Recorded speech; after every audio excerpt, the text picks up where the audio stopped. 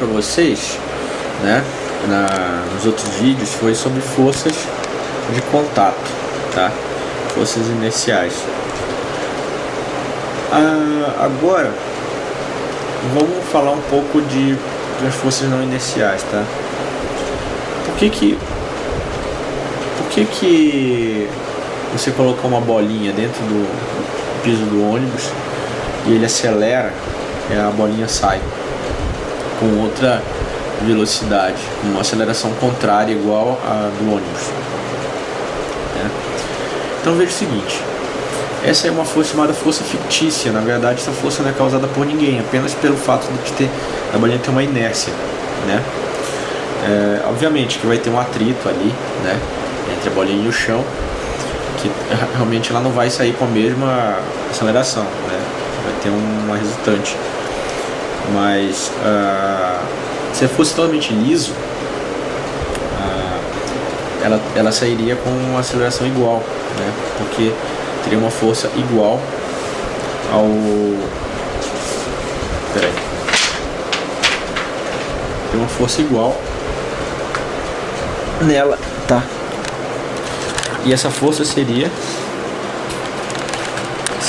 o produto da massa dela vezes a aceleração do busão, né? A bolinha tá aqui, tá parada, aí o busão sai com aceleração. Ela vai ficar com aceleração contrária, tá? Menos A. Então a força que vai atuar sobre ela é a massa dela vezes essa aceleração. Vou chamar uma força de fictícia, tá? Isso não foi causado por ninguém. Por quem? Apenas pela inércia. Imagina que ela está aqui, ela está parada. Ela tende a querer ficar nesse mesmo ponto. E aí o ônibus sai. Então, o que acontece? O ônibus tende a levar a bolinha para cá. E faz uma força na bolinha. Só que como ela tem uma inércia, ela tem uma força que se opõe a isso aqui para tender a fazer ela ficar paradinha aqui nesse mesmo ponto. Então isso aqui é uma força não inercial, é uma força fictícia que surge sobre a bolinha, tá? Então por isso que ela sai para trás. A mesma coisa se ela estivesse se movimentando e depois parasse, ela vai tender o movimento. Se você está pilotando uma sua moto, uma sua bicicleta, você está com uma aceleração, de repente você tem que brecar, que vai tender de você continuar, você vai sentir uma força tendendo a fazer com que você vá para frente, né? E isso é uma força que surge pelo fato da sua inércia, ou seja, do seu movimento está tendendo a continuar, né? Você está tendendo a continuar aquele movimento.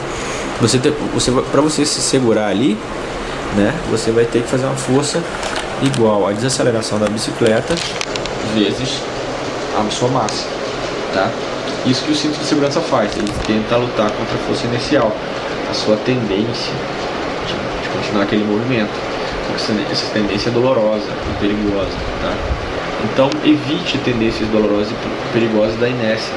Use sempre cinto de segurança, se possível ande com o carro com airbag. Então use sempre cinto de segurança, que é a sua melhor opção contra forças inerciais, tá? Beleza? Forças fictícias, tá? Forças de inércia.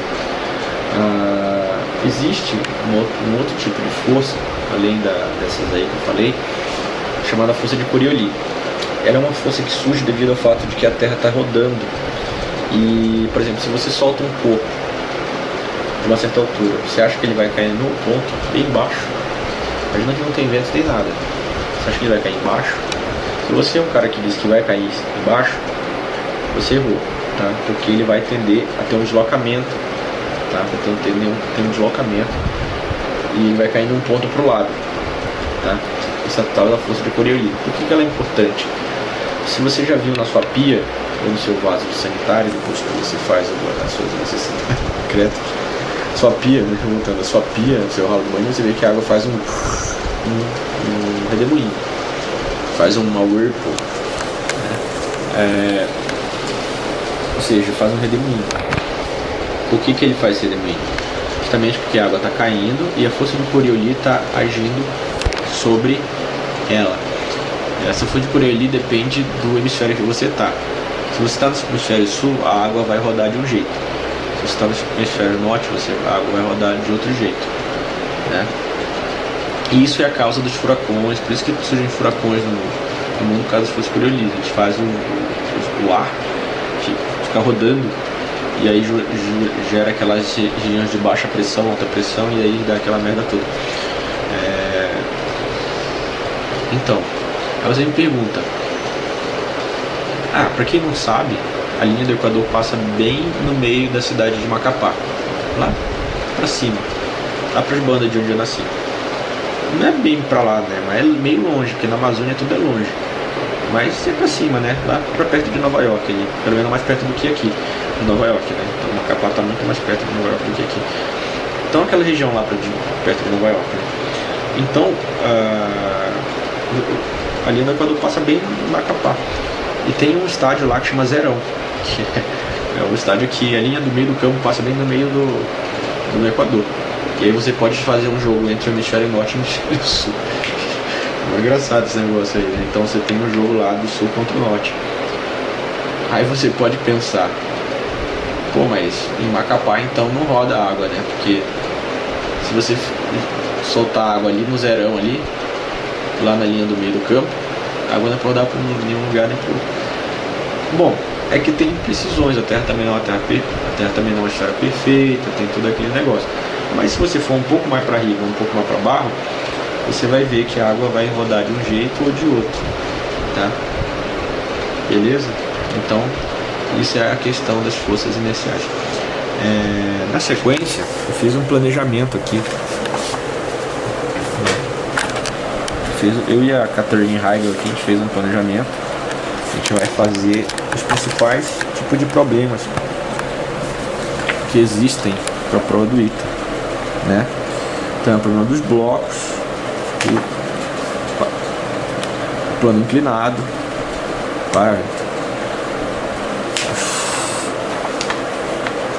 as rodanas, a tração circular, o pêndulo plano, o pêndulo circular, a curva da rodovia, a coleira do cão, a superfície da terra e o Homem-Aranha fake.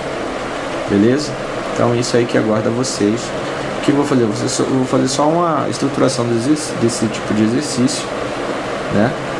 E a gente vai seguir em frente com eles. Então eu aprendi como falar exercício em japonês nesse vídeo aqui, ó.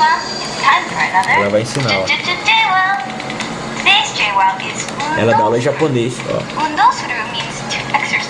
Indosuru significa exercise. Então, indosuru é. Então, indosuru. Ó, ela disse que fez exercícios no braço dela e ficou mais forte. Ó. Ela disse que japonês é difícil, mas faz bem pra ela. Ó, vai fazer um dosuru agora. Louquinho. Tá difícil pra ela, tá meio pesado ainda, né? Então, a gente vai fazer vários undossurus, né? Então vamos fazer vários undossurus sobre isso aí, né? A gente vai tirar questões do ITA, mas... Tá bom, deixa eu fazer um dossuru. Coitado. Undosuru.